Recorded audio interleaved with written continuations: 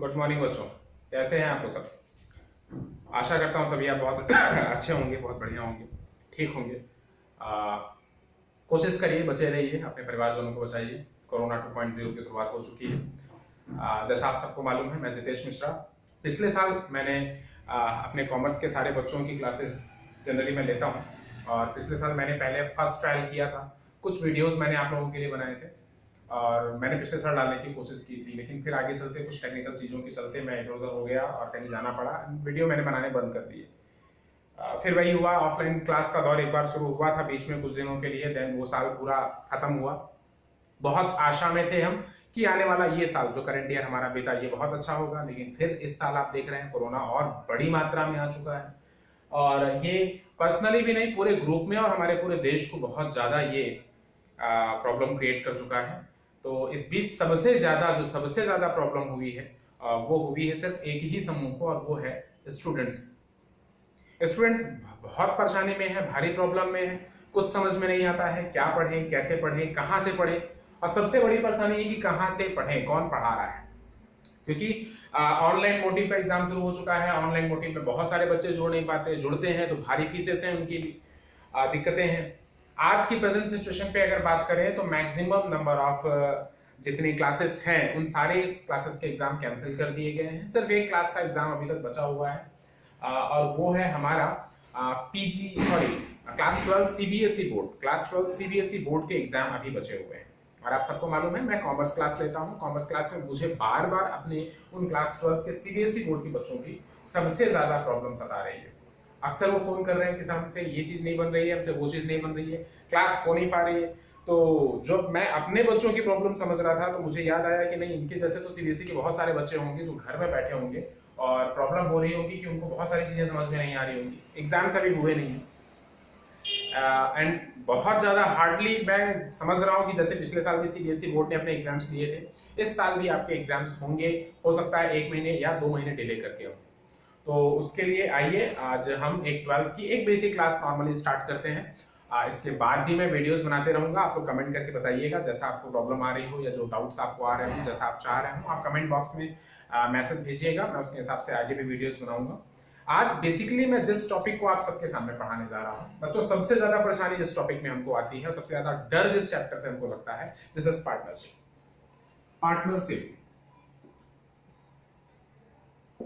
ठीक है।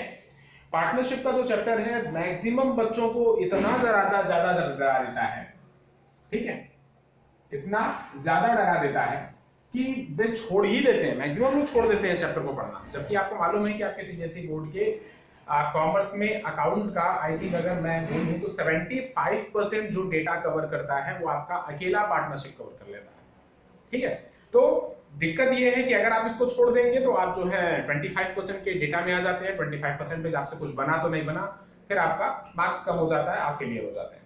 तो मत छोड़िए, ऐसा मत करिए। पार्टनरशिप बहुत इजी है, ठीक। और ये कितना इजी है, आइए हम स्टार्ट करते हैं। एक फ्रेश माइंड से हम एक क्लास स्टार्ट करते हैं। आज एक बेसिक क्लास स्टार्ट करते हैं। कंटिन्यू अगर आप बताएंगे तो मैं और भी क्लासेस में वीडियो बना बना के आपको डालता रहूंगा। आज पार्टनरशिप का बेसिक फंडामेंटल हम स्टार्ट कर रहे हैं। क्लास 12 की सीबीएसई बुक से ही मैं पढ़ा रहा हूँ, ठीक है। सीबीएसई बुक्स आप सबके पास में अवेलेबल होगी, जो कि टीएस गरेवाल की बुक फिलहाल मेरे पास में है। इनकी बुक से मैं पढ़ाना स्टार्ट कर रहा हूँ। लेकिन सब जानते हैं कि मेन कॉन्सेप्ट का खेल होता है। कॉन्सेप्ट तो सबके लिए एक बराबर है। आपके पास चाहे जो बुक भी अवेलेबल हो, आप आराम से उस बुक से उठा करके मेरे बताए गए कॉन्सेप्ट्स को दिमाग में रखकर अगर क्वेश्चन बनाएंगे तो आपसे बड़े आराम से क्वेश्चन बनेगा, ठीक है। तो चलिए आज स्टार्ट करते हैं। फर्स्ट ऑफ ऑल बच्चों, मैं सबसे पहले आपको ये बोलना चाहूंगा कि देखिए, चूंकि एग्जाम्स अब हो सकते हैं, बहुत जल्दी एग्जाम्स हो सकते हैं, तो बहुत ज्यादा डीप नहीं जाएंगे। हम ये एज्यूम करके चलते हैं कि आपने क्लास 11 ठीक ठाक पढ़ा होगा, और अगर क्लास 11 को थोड़ा एज्यूम करके चलें कि आपने पढ़ा है, तो मैं ये भी समझ रहा हूँ कि आपको बेसिक बहुत सारी चीजें आपको नॉलेज में होगी। जो टेक्निकली दिक्कत आ रही है क्लास 12 की, मैं उनको लेकर चल रहा हूँ, समझिएगा, है ना।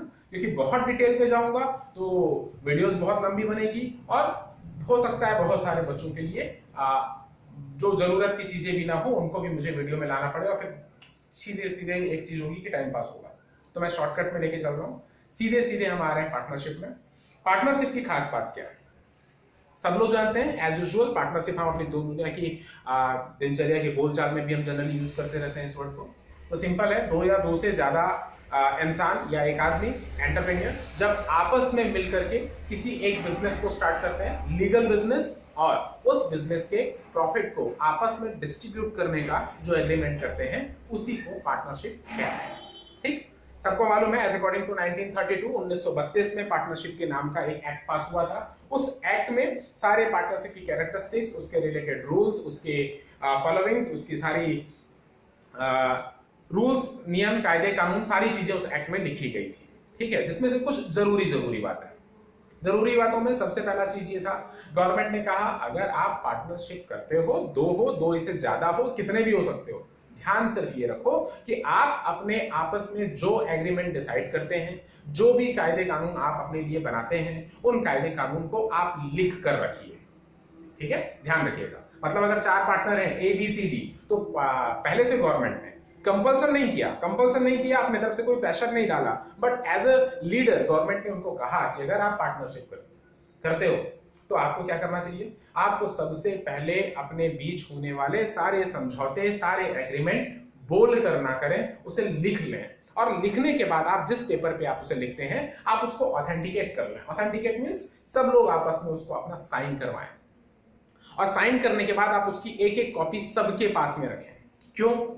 सिर्फ इसीलिए कि इन फ्यूचर अगर आपके किसी एग्रीमेंट के ऊपर कोई भी कॉन्फ्लिक्ट पैदा होते हैं, आपस में कोई बातचीत आपकी हो जाती है, कोई किसी चीजों पे आपकी सहमति नहीं बन पाती है, और उसमें अगर मतभेद पैदा होते हैं, कॉन्फ्लिक्ट पैदा होता है, तब आपका यही जो रिटर्न एग्रीमेंट है ये आपका हेल्प करेगा, और एज अ सबूत के तौर पे आप सामने रखा जाएगा। आप एक दूसरे को दिखा करके ये बात याद दिला पाएंगे कि देखिए हमारे बीच में ये समझौते हो चुके हैं, और इसी को देख करके आप अपनी पार्टनरशिप को बड़ी आराम से विदाउट एनी हर्डल्स रन कर पाएंगे।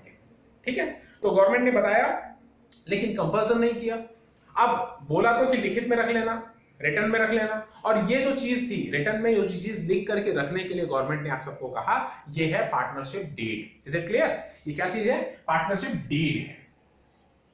डीड मींस वो रिटर्न पेपर, वो रिटर्न दस्तावेज जो सभी पार्टनर्स के पास में होता है, उसमें सभी पार्टनर्स की आपसी सहमति, ठीक है, और फ्रीली कंसेंट के साथ में बनाए गए रूल्स एंड रेगुलेशंस लिखे होते हैं, और उसमें सारे लोगों की अपने साइन होते हैं, सिग्नेचर्स होते हैं दस्तावेजों पे, ठीक, जिससे सारे लोग उसको अपना रिटर्न में सहमति देते हैं। तो ये चीज क्या होती है? पार्टनरशिप डीड होती है। अच्छा, मैंने कहा गवर्नमेंट ने पार्टनरशिप डीड बनाने के लिए किसी को कंपल्सन नहीं किया। कंपल्सन मतलब अपनी तरफ से कोई प्रेशर नहीं डाला। तो हुआ ये कि जो कुछ पढ़े लिखे लोग थे, जो समझदार लोग थे, उन लोगों ने बनाया, और जो लोग नहीं थे वो लोग नहीं भी बनाए।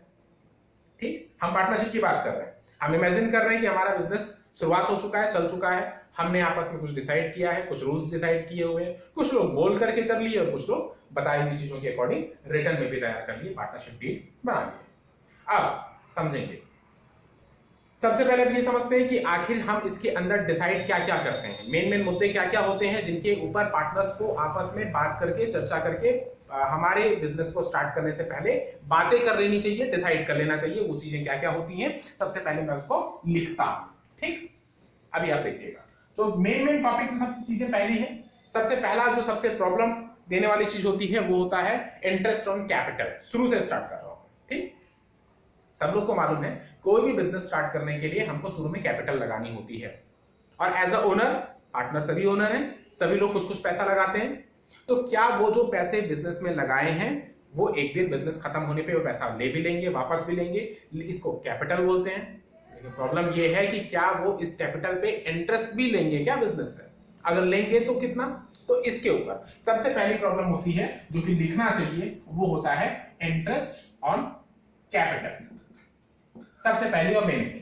ठीक, सेकंड चीज ये है कि क्या जो इंटरेस्ट ऑन कैपिटल के बाद आता है कि क्या सारे पार्टनर्स मिलके एक साथ काम करेंगे या उनमें से कोई एक काम करेगा। हमारे ये डेफिनेशन में भी लिखा हुआ है, सब भी काम कर सकते हैं, कोई एक भी काम कर सकता है, तो जो भी काम करे, लेकिन जो काम करेगा क्या उसको काम करने के बदले कोई पर्सनल रेम्यूनरेशन पे किया जाएगा? मींस क्या उसको सैलरी दी जाएगी, कमीशन दिया जाएगा, बोनस दिया जाएगा?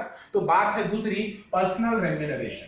ठीक है, पर्सनल रेम्यूनरेशन मतलब कि या तो कोई सैलरी उसको पे करोगे या कोई कमीशन उसको पे करोगे। क्या ऐसा कुछ होने वाला है क्या ये चीज आपको देखनी है।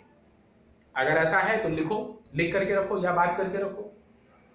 इसके बाद जो काम की चीज एक आती है कि अगर बीच में अगर कोई परेशानी आती है, कभी कोई आग लग गई, चोरी हो गया माल, कभी कुछ बड़ी प्रॉब्लम क्रिएट हो गई जिसमें हमारा बिजनेस बहुत ज्यादा इफेक्टेड हो गया, तो उसके बाद वापस बिजनेस को खड़े करने के लिए बहुत बड़े अमाउंट की जरूरत पड़ेगी। जस्ट ऑब्वियस है, वो अमाउंट सबके पास तो होगा नहीं, तो हमको बाहर से लोन उठाना पड़ेगा। और सीधी सी बात है, बाहर से लोन उठाने के बदले हम सबसे पहले कोशिश करेंगे कि क्या हमारे आपस के पार्टनर में ही क्या वो कोई लोन दे सकता है, क्या कोई पार्टनर क्रिएट दे सकते हैं क्या। तो वो अगर कोई पार्टनर लोन देता है, ठीक है, हमारे बिजनेस को वापस से रिस्टैब्लिश करने के लिए, तो वो अपने लोन पे इंटरेस्ट लेगा, तो कितना लेगा, किस परसेंट के हिसाब से लेगा, ये भी चीजें शुरू में डिसाइड होनी जरूरी है। दैट मींस ये होता है इंटरेस्ट ऑन लोन कितना होगा। ठीक, अगेन सारे पार्टनर्स ओनर है और ओनर अपने बिजनेस से अपने सेल्फ यूज के लिए, डोमेस्टिक पर्पस के लिए पैसे या कोई सामान निकाल सकता है, सबको आपको मालूम है, जिसको कि हमने ड्राइंग कहते हैं। हम लोग ड्राइंग बोलते हैं। ड्राइंग सेल्फ डोमेस्टिक पर्पस के लिए आप पैसा या कोई गुड्स अपने बिजनेस से निकाल सकते हो। तब बात यहां पर ये होगी कि सारे लोग मिलकर के शुरुआत में डिसाइड करेंगे कि जो पार्टनर्स ड्राइंग करेंगे, ड्राइंग वापस तो करेंगे ही करेंगे, वो जितना भी निकाले हैं, अगर मान लीजिए 1000 रुपए का ड्राइंग किया गया है तो 1000 रुपए वापस बिजनेस को देना ही है। लेकिन दूसरी चीज ये भी डिसाइड करेंगे कि क्या उस ड्राइंग के साथ इंटरेस्ट भी वापस करेंगे क्या। ठीक, जैसे कि वो कैपिटल लगाते हैं, तो कैपिटल लगाते हैं तो इंटरेस्ट ऑन कैपिटल के ऊपर डिसीजन लेना जरूरी है कि क्या वो इंटरेस्ट लेंगे क्या। तो वैसे ही ड्राइंग के ऊपर कि जो बिजनेस से उन्होंने ड्राइंग किया, क्या उस ड्राइंग पे बिजनेस उनसे इंटरेस्ट वसूलेगा क्या, ये भी एक डिसीजन की बात होगी। हाँ या ना में इसका जवाब रखना पड़ेगा, और अगर वो इंटरेस्ट वसूलेगा तो कितना परसेंट होगा। Is it clear. तो अगली बात आ रही है इंटरेस्ट ऑन ड्राइंग्स की भी आ रही है।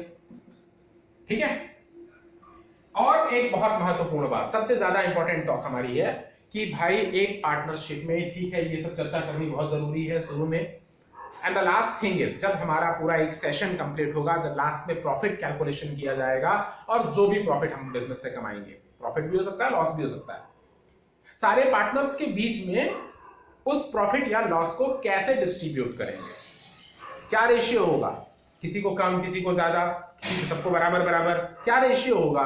That means profit and loss ratio भी क्या रखा जाए, इस बात को भी डिसाइड करना बहुत जरूरी है।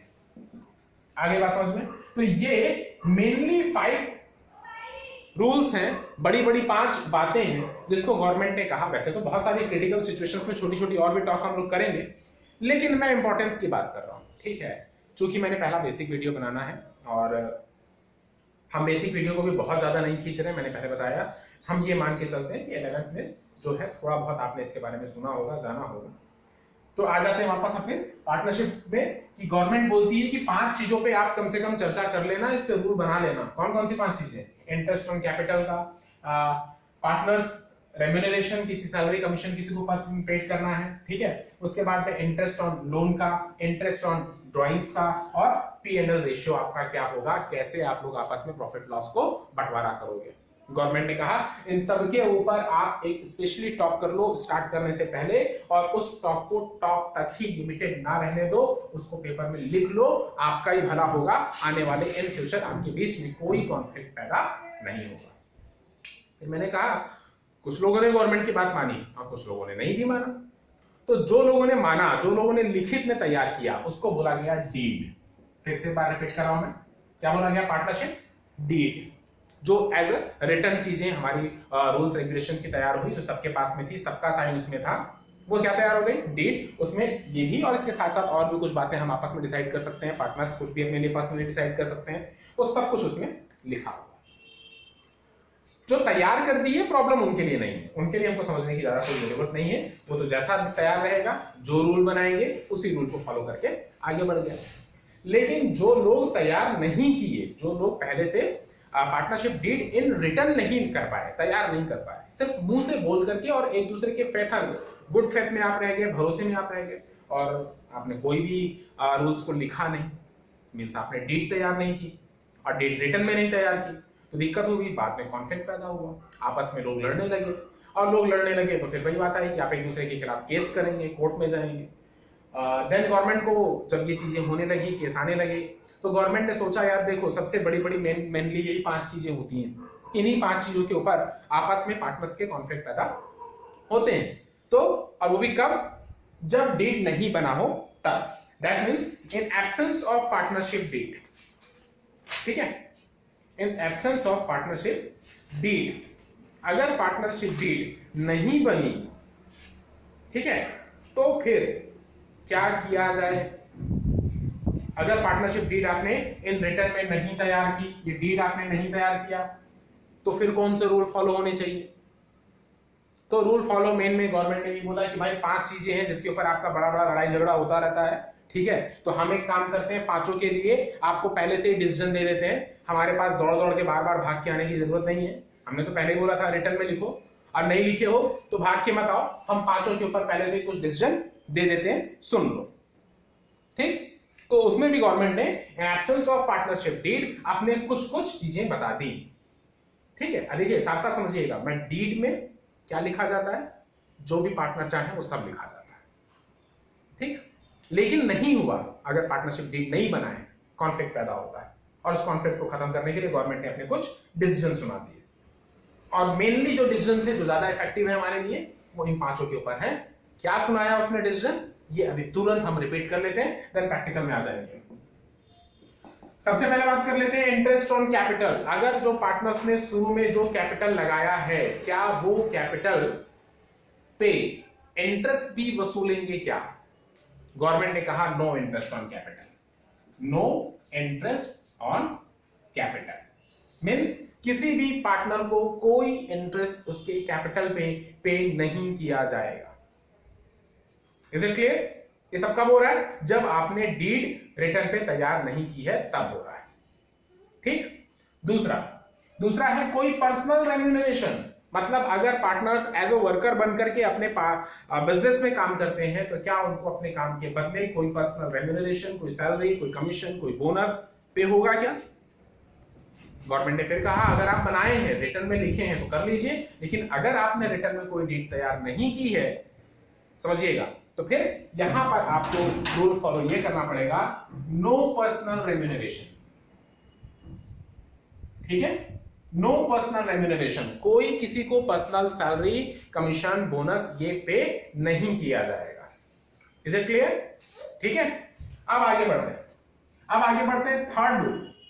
थर्ड है इंटरेस्ट ऑन लोन का, मतलब अगर किसी भी प्रकार की, जैसे मैंने बताया, किसी भी टाइप्स की कोई बड़ी प्रॉब्लम आ जाती है बिजनेस में, हमारे बिजनेस में चोरी हो जाती है, आग लग जाता है, बहुत बड़ा लॉस हो जाता है, हमने अपने किसी पर्टिकुलर पार्टनर से हमने उससे लोन ले लिया है, तो हम लोन पे उसको इंटरेस्ट भी देंगे कि नहीं देंगे, आपने डेट में नहीं लिखा, कॉन्फ्लिक्ट पैदा हुआ, मांगने वाला बहुत ज्यादा मांग रहा है, अपने ऊपर ब्याज जो इंटरेस्ट है लोन पे ज्यादा मांग रहा है, आप देना नहीं चाह रहे, तो फिर क्या करेंगे। सीधी सी बात है, गवर्नमेंट ने बोला देना पड़ेगा 6% पर एनम के हिसाब से, ठीक है, 6% पर एनम के हिसाब से आपको इंटरेस्ट पे करना पड़ेगा।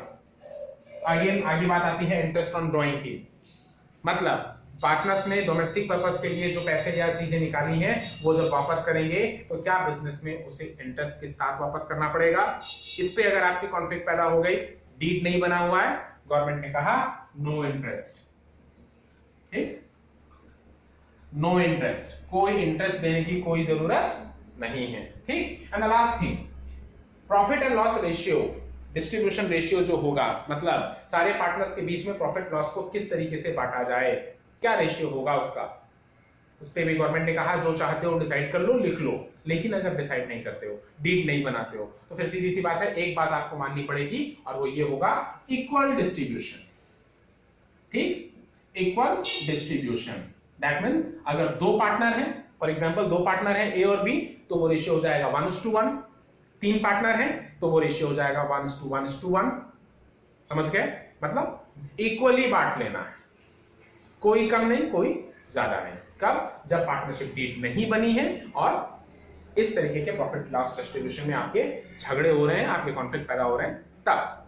तो चलो बच्चों, इन शॉर्ट मैंने बताया डीड क्या चीज है, उसके बाद मैंने बताया कि अगर डीड नहीं बनी है तो फिर उस एब्सेंस में क्या क्या रूल्स फॉलो करने चाहिए, ठीक। चलिए यहां पे हमने ये भी खत्म कर लिया। अब अगली क्लास हमारी प्रैक्टिकल्स में आ जाते हैं हम डायरेक्ट, पार्टनरशिप का सबसे बेसिक फंडा, ठीक है। Just second.